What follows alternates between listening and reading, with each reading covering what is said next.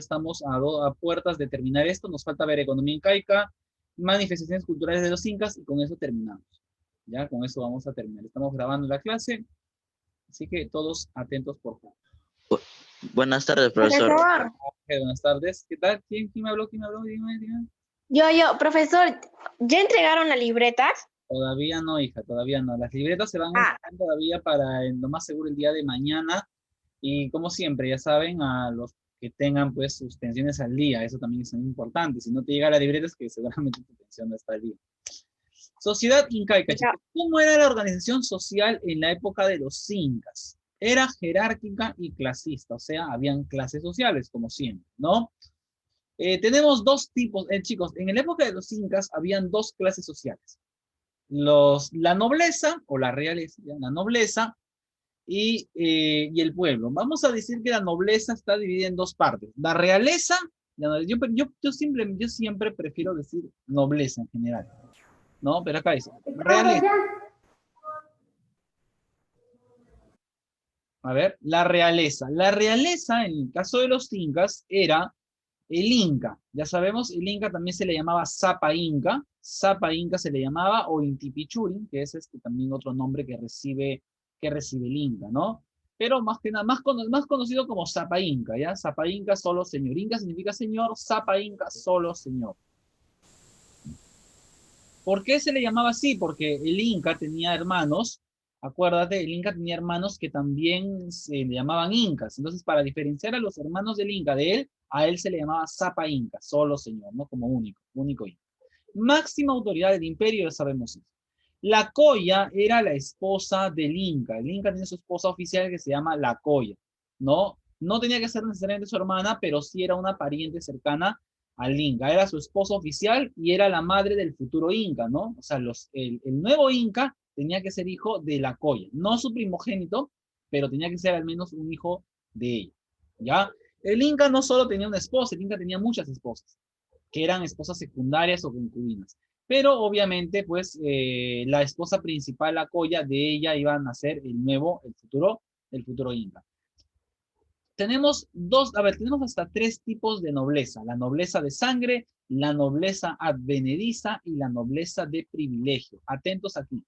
La nobleza de sangre es la familia del Inca. Obviamente el Inca gobierna, el Inca tiene una familia. ¿Cómo se le llama a la familia del Inca? Se le llama Panaca. La familia del Inca es llamada Panaca. Muy bien. Así se le llama a la familia del Inca, la Panaca. Entonces, ¿qué es una Panaca? Una familia real.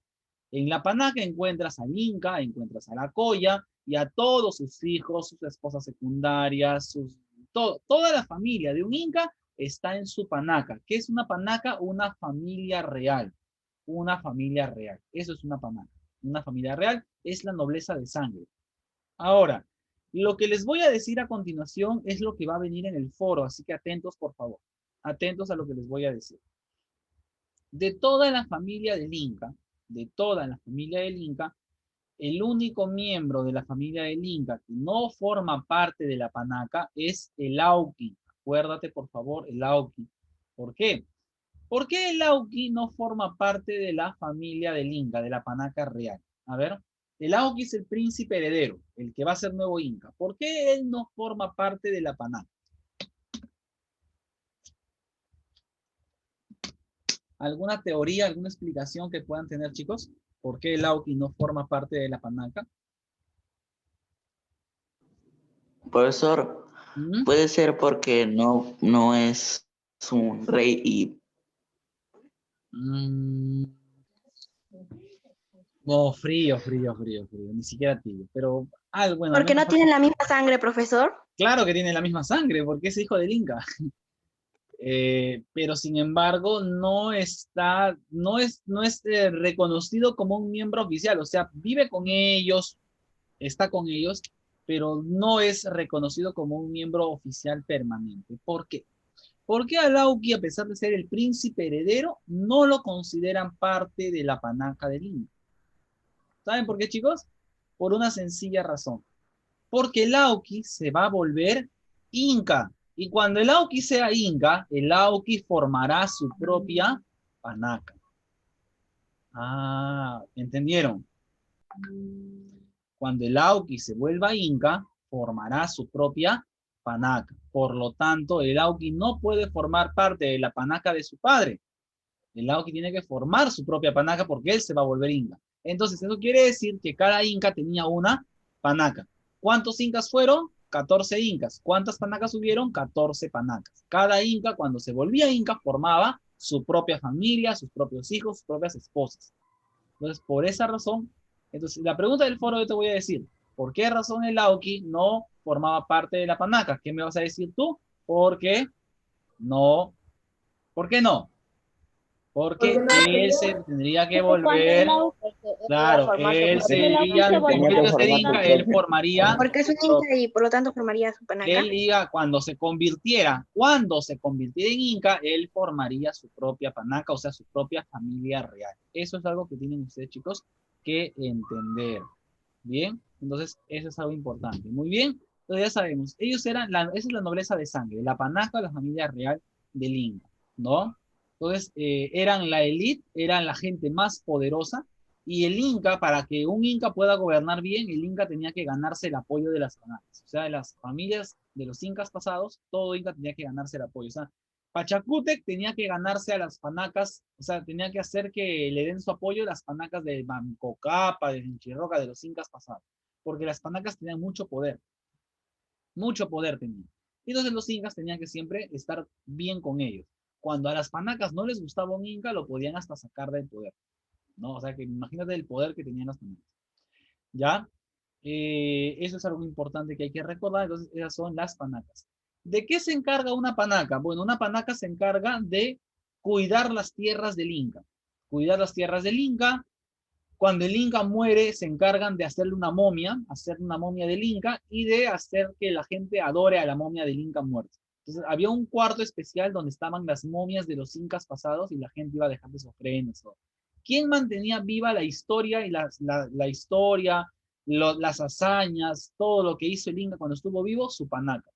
Los descendientes del Inca, su panaca, se encargaban de mantener viva su memoria para que la gente nunca olvide quién fue ese Inca.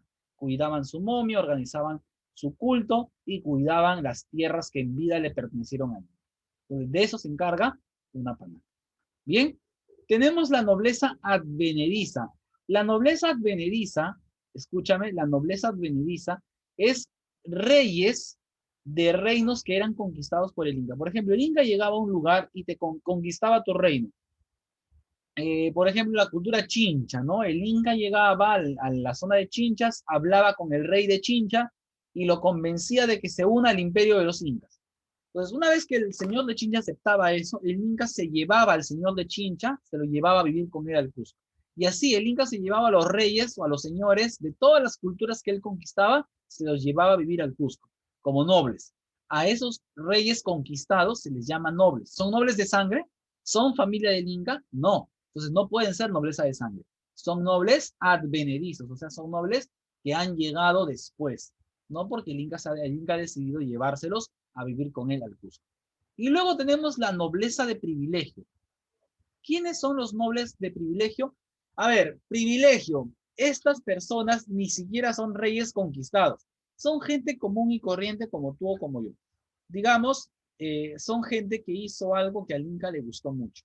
Por ejemplo, yo soy maestro, soy un amauta, un maestro de escuela del incanato, y yo le enseño al príncipe, al Auqui, a los hijos del Inca, y digamos que yo enseño muy bien, entonces los hijos del Inca le cuentan a su papá, al Inca, que yo soy un muy buen maestro. Entonces el Inca, como está contento porque yo enseño bien, agarra y me dice, ¿sabes qué? Desde mañana te vuelves noble. O sea, yo soy alguien del pueblo, ¿ya? Pero él me dice, desde mañana te vuelves noble.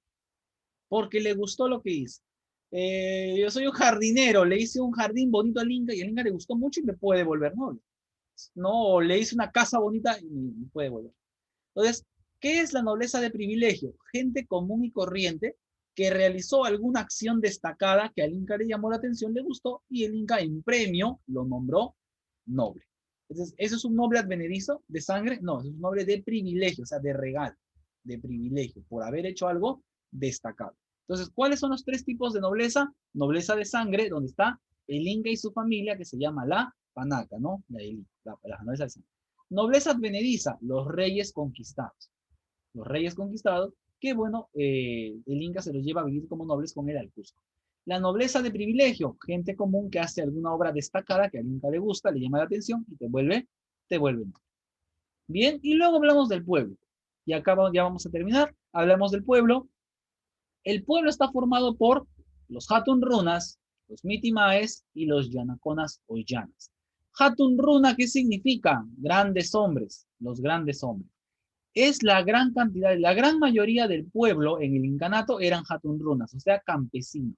Eran campesinos que vivían en los ayllus, ¿ya? Y trabajaban la tierra como campesinos, ¿no? Eran sometidos al tributo en fuerza de trabajo o mita minera, mita agrícola. Chicos, así como la familia del Inca vive en las panacas, o sea, se agrupan en panacas o grandes familias reales de los incas, la gente del pueblo también vive en familias. Las familias de la gente del pueblo se llaman ayllus. Ayllus. ¿Ya? El ayllu es una gran familia, pero no de noblezas, ¿no? Una gran familia de campesinos que viven juntos, ¿no? Que viven juntos, trabajan la tierra, tienen sus reglas, están al mando del curaca, ¿no? Y tienen que trabajar para el Inca en la mita que el Inca les pida, ¿no? Trabajar las tierras del Inca.